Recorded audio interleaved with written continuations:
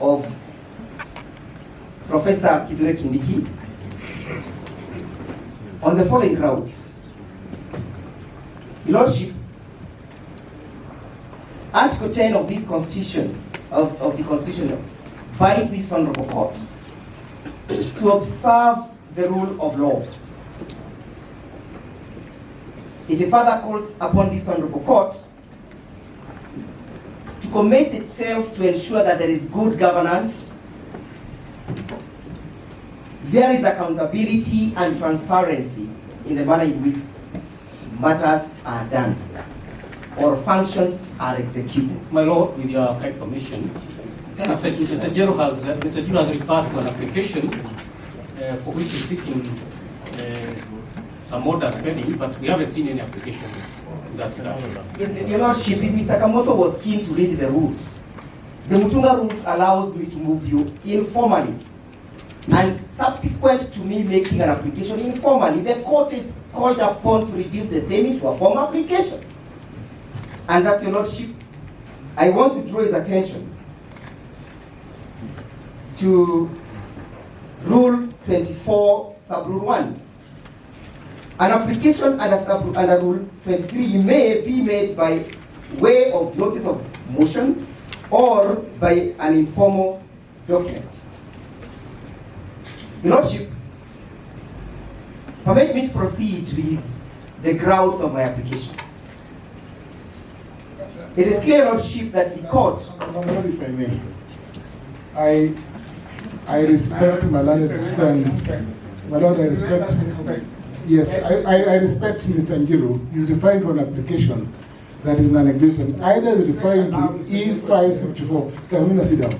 E554 of 2024, which is before the Court of Appeal, if you are referring to that application. And my Lord, if my learned friend is referring to the exercise of this court of a epistolary jurisdiction, then he should say so. But he cannot refer to the exercise of that jurisdiction, my Lord, when this court is functus officio. You have rendered yourself on the question of the application.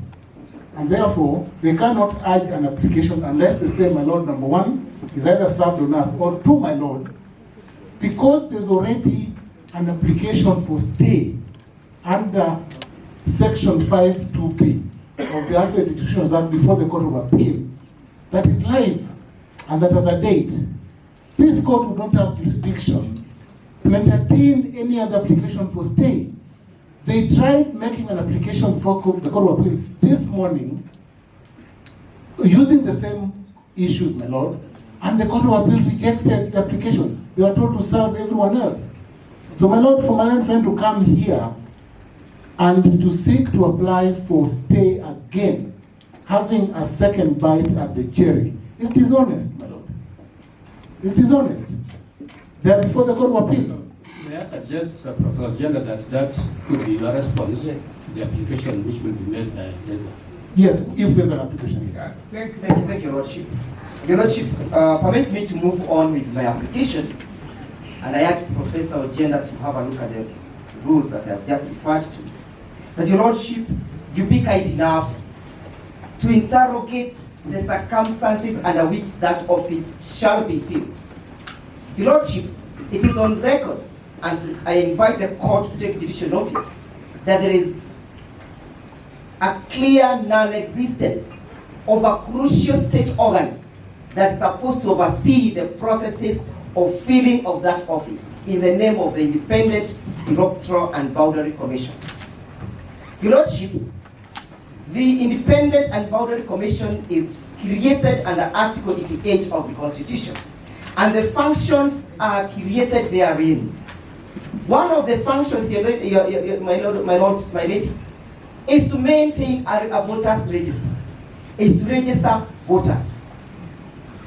Under Article 99, Your Lordship, of the Constitution, as read together with Article 137, creates the qualifications upon which the President or the Deputy President must attain if one is to hold office.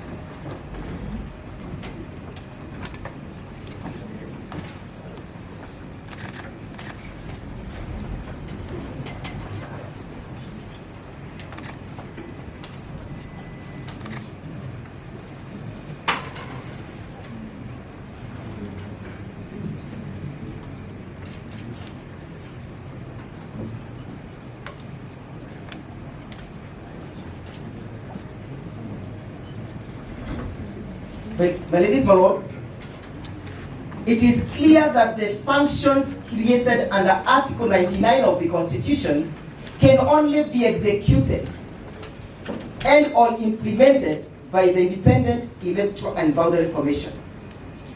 It goes without saying, my ladies, my lords, that a deputy president designated or nominated must attain those qualifications. That is to mean, my ladies, my lord, that there must be an organ that will give a clean bill of health to say or to suggest that Professor Kithure Kindiki attains these qualifications. My lords, my ladies, I refer to the memorandum that was sent to the Speaker of the National Assembly by the President of the Republic of Kenya, dated the 18th of October 2024. In that memorandum, your lordship, the President drew the attention of the Speaker to the clearance of the designated candidate by the IEBC. And this is what the President had to say. Your lordship, the President indicated that he has had confirmation that Professor Kithure Kindiki meets and attains the qualifications created under Article 99 as read together with Article 113 of the Constitution.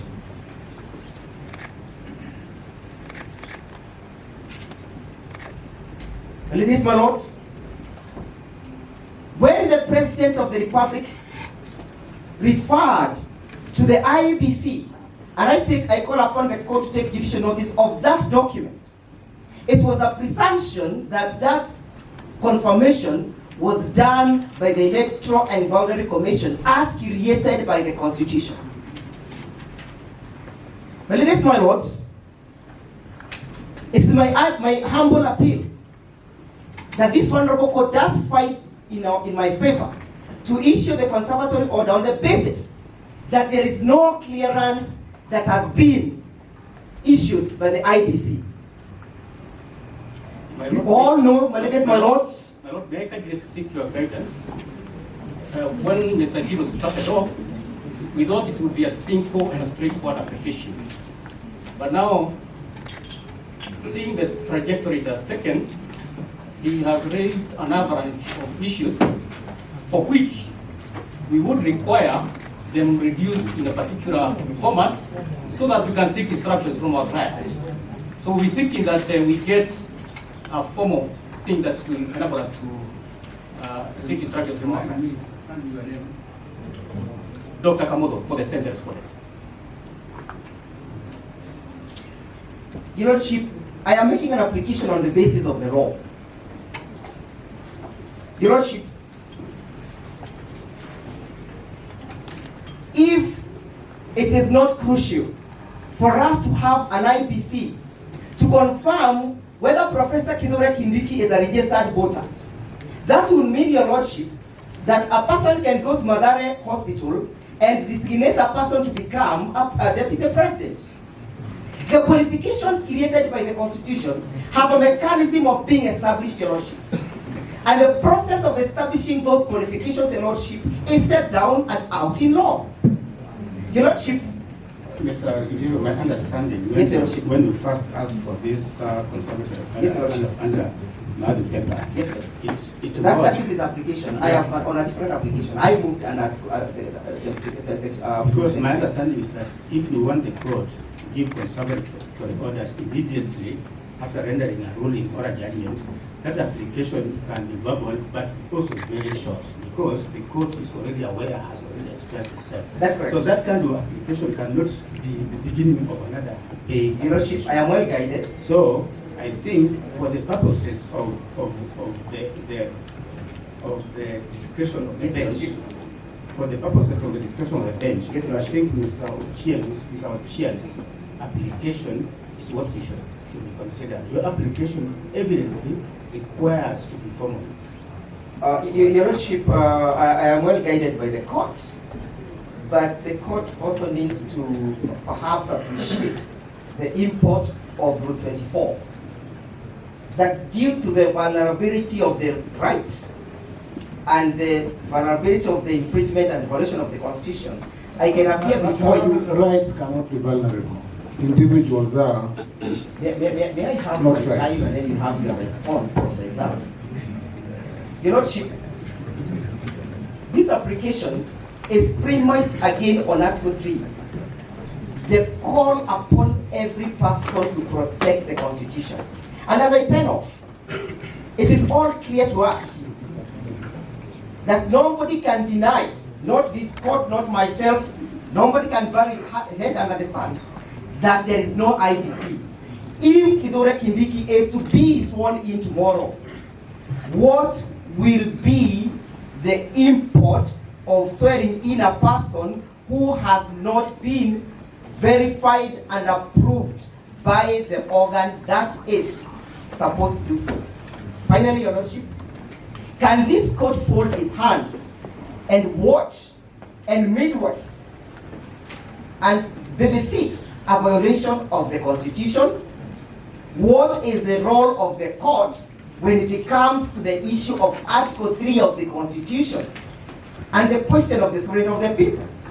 Your Lordship, I beg that you hear us.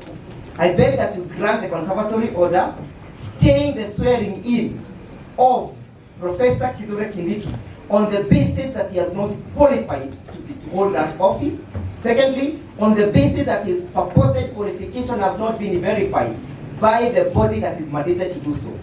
In the absence of that, Your Lordship, you'll be inviting us to say that even an insane person can become deputy president, a bankrupt person can become deputy president. Objection. I rest my case. My Lord,